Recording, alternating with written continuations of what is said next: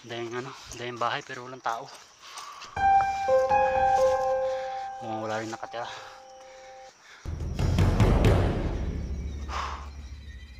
Tao po. Ang tao.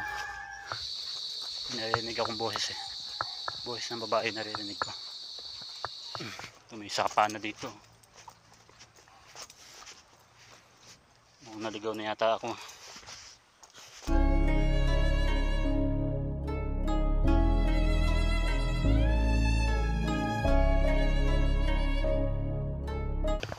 Ayan mga buddy, akala ko tapos na tayo mag vlog.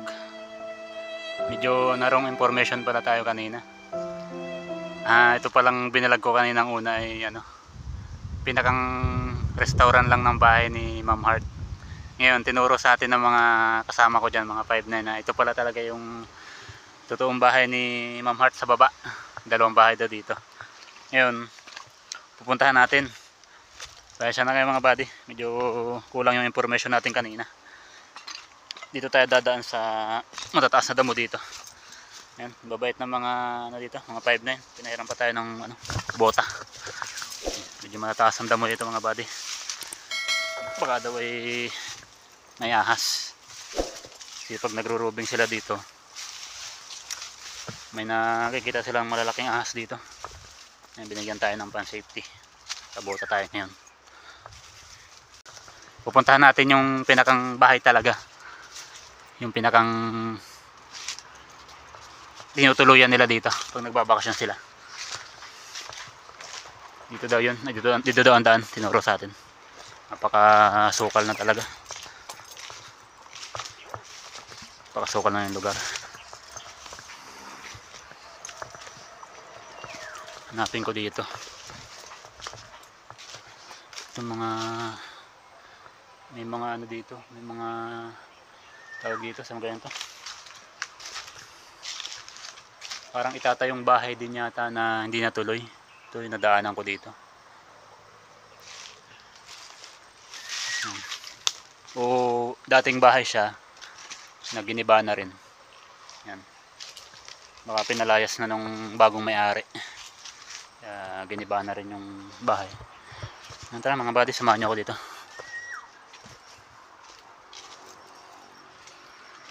Dito ako tinuro eh. Sundan ko na lang daw yung mga bakas nila dito. Yung mga dinadaanan nila. Dito daw yung bahay ni Ma'am Heart. Dati daw itong lugar na to napakalinis. Kasi may mga namamahala pa. Ngayon yung bagong may-ari, hindi na bike tayo. Hindi na ipapalinis. Kaya ganito kasukal. Yan. Namundok tayo ngayon. Namundok tayo ngayon. Kala ko doon lang tayo magbablog sa may harap ng kalsada. Yan. Kaya sinasabi ni Buddy na bahay ni Ma'am. Ito ako tinuro sa babae. Medyo masukal ah. Wala nang daan. Wala nang daan. Bali, suungin natin tong napakalalagong mga damo dito. Sana naman po walang ahas. Ang kataas ng damo.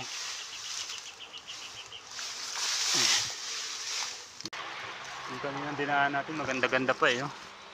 Dito na tayo sa baba na padpad. Ang kataas ng damo. Hirap pumakbang. Ayan.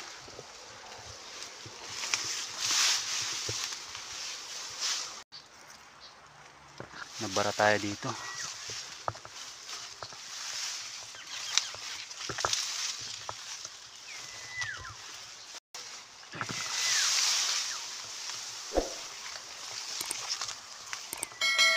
Barang nadaan dito sa dito.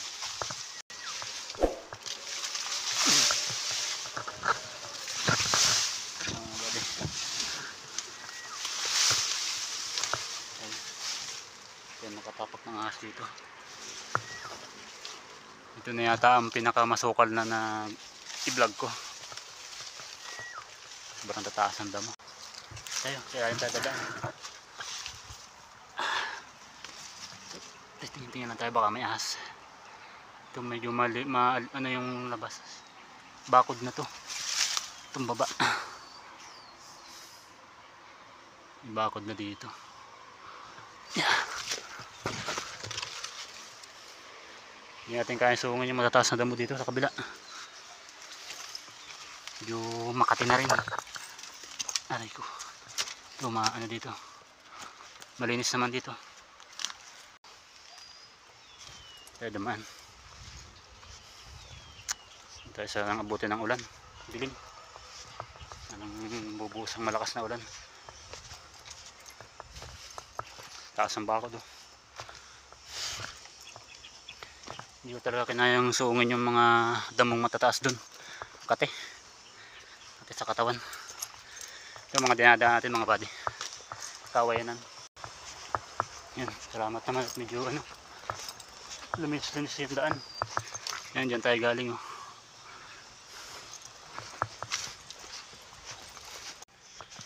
Tayo mga buddy sa ano, Carmona, Cavite. Itong lugar na to.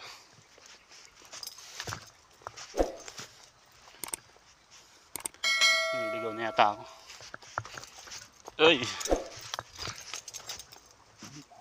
Ito may sapa na dito. Naligaw na yata ako.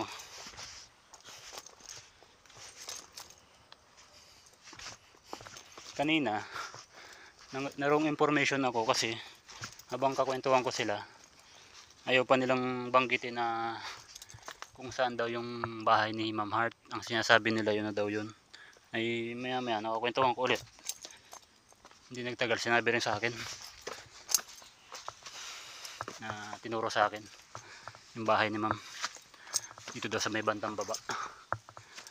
So wala, mag-ingat daw ako kasi masukal ang daan. Dalawang bahay daw yun na malaki na abandonado na rin. Sana may mapagtanungan tayo dito. Wala tayo makita mapagtanungan dito. Yan, parang may bahay dito. Ito kaya tayo magtanong. Yan, parang may bahay dito sa baba. Baba tayo dito. May tao.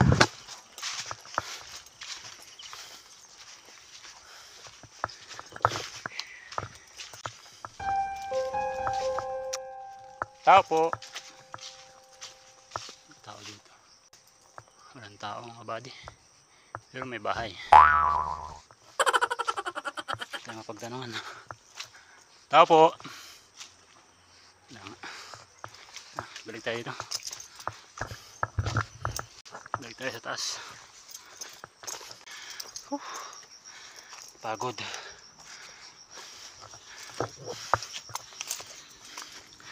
Ito sinasabing hindi rin basta-basta ang buhay ng mga vlogger. Minsan susuong din tayo sa mga delikadong lugar. Hindi lahat na napupuntahan natin ay ano, maayos. Tulad nito, saguba tayo. Hindi natin alam kung sino mga kasagupan natin dito.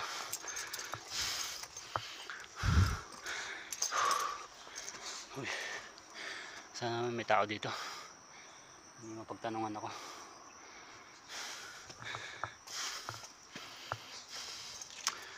Dahil bahay pero walang tao. Mukhang wala rin nakatira. Ito yung mga pinaalis dito nung time na nabili ng ibang may-ari. Tao po. Tao po. Ang tao. Ano nga ba din lobo? Wala nga.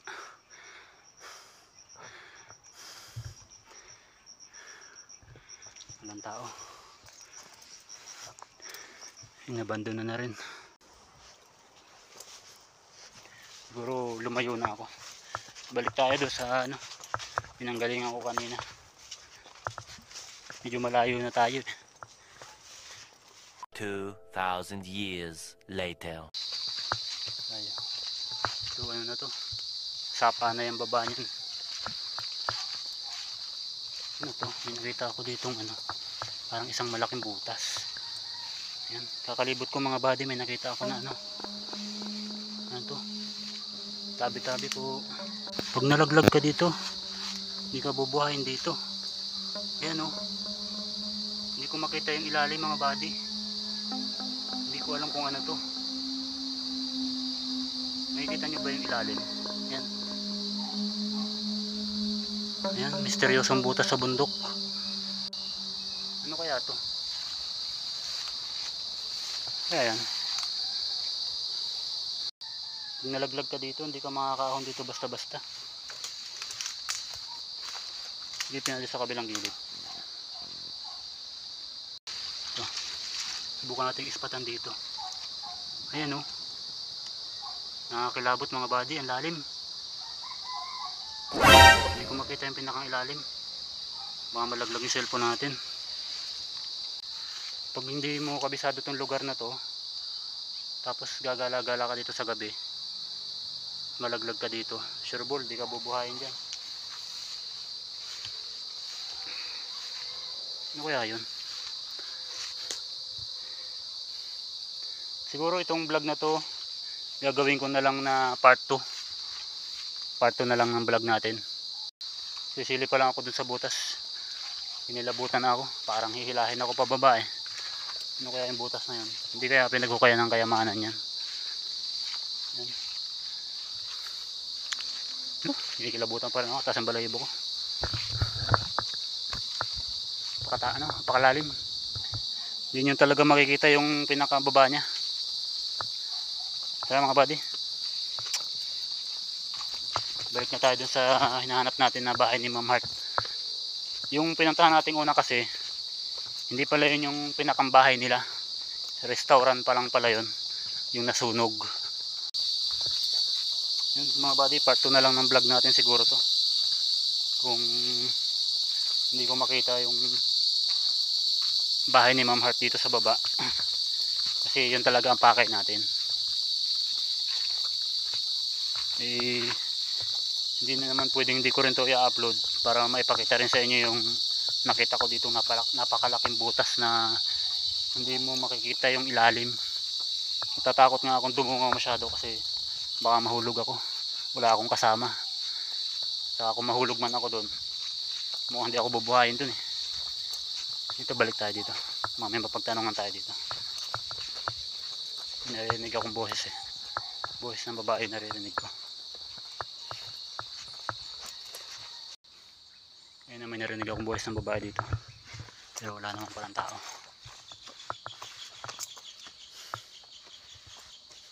Naman dito kanina, pakalalim ng butas, nilabutan ako. Baka mamaya may tumulak sa aking maligno eh. Hindi na ako makalabas ng buhay dito, kaya hindi ako masyadong sumilip. Ang lawak niya. A few moments later. Ayun mga buddy, may nakita akong isang mataas na pader dito, kasi hindi ko na talaga siya kayang lapitan. Ayun naman, tingnan nyo ang dadaanan natin oh. Yan, siguro ito na yung sinasabi nila na bahay ni Heart na ano, naginiba na rin, pader na lang yung natira. Ayun siya na kayo mga buddy kung hindi ko na malapitan, kasi kanina pa ako sumuot dito sa mga matataas na damo. Yan o, hindi talaga kaya. Pinutol ko na nga rin yung vlog natin doon sa baba kanina, nung tayo galing sa may baba dyan. Pinutol ko na rin kasi mas minabuti kong hanapin muna. Ngayon may nakita ko dito na isang mataas na pader. Mukhang ito na yun, dalawa daw to eh, dalawa daw tong bahay na to. So sobrang sukal na, hindi ko na kayang pasukin mga buddy, pasensya na kayo. Maganda rin yung view dito. Ayan, palibot. Kasi natatakot na rin ako kasi baka mamaya dito sa mga damo to may makita akong, may sagupa akong butas din, kasi may malaking butas doon kanina. Kung mahulog tayo dito, walang tutulong sa atin. Ayan mga buddy, ina-spatan ko dito yung mataas na pader na yan. Hindi ko na talaga siya malapitan kasi tingnan mo naman yung mga dinadaan natin, napakagubat.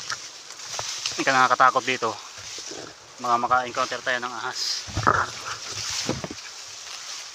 Siguro sa mga susunod na vlog mabalikan natin to, nakapagdala rin tayo ng pangtabas ng damo, panghawan. Yan. Yan na siguro yung sinasabi ni Buddy na bahay ni Ma'am Heart Evangelista. Tapos yung una natin pinuntahan, yung pala ay restaurant ng pamilya ni Ma'am Heart. Yung mga Buddy, dinadaan natin, totally wala talaga siyang daan. Pinilit ko lang na pasukin dahil nga sa kagustuhan din natin na mapuntahan. Mukhang wala na rin tayo makikita na istruktura na maganda dun, kasi pader na lang yung nakita natin, isang mataas na pader. Hindi ko na rin pinasukan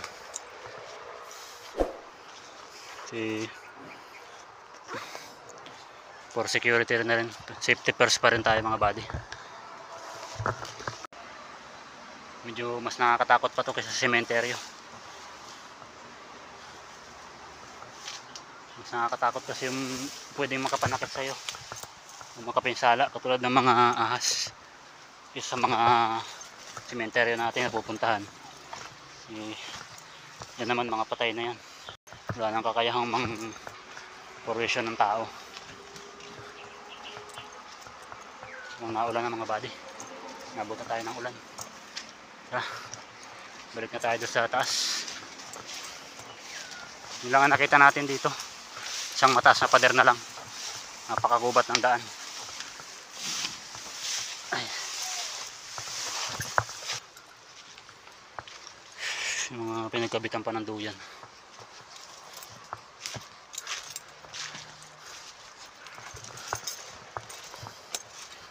Baka bang vlog tong ating to. Ako dito.